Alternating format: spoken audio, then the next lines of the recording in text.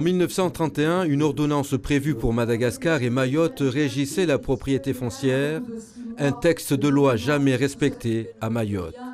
Les autochtones qui ont acheté, et souvent ils ont acheté des grandes superficies. Ce qui fait que nous avons une grande proportion du territoire qui est divisée entre des gens, mais ces divisions, l'administration ne le sait pas, et les gens n'ont pas de titre, même s'ils ont un numéro de parcelle. Autre difficulté à Mayotte, la régularisation des titres fonciers n'est plus possible depuis fin 2007.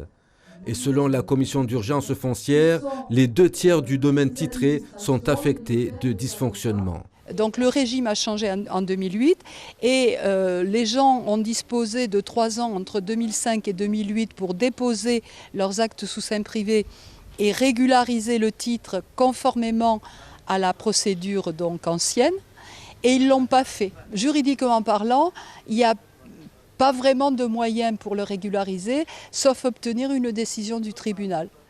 Le domaine public est aussi touché. Les assises soulèvent l'adoption d'une stratégie commune des collectivités pour reconquérir le foncier. Elles comptent sur le soutien de l'État ainsi que tous les outils de réhabilitation.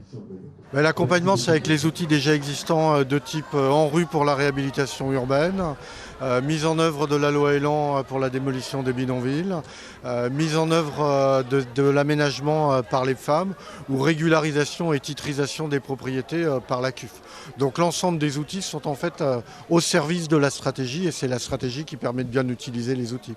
Cet état des lieux fonciers, des domaines privés et publics, doit aboutir à la régularisation des terrains sans titre. Des cas multiples très complexes. À Mayotte, le nombre de situations à examiner est estimé à 60 000 dossiers.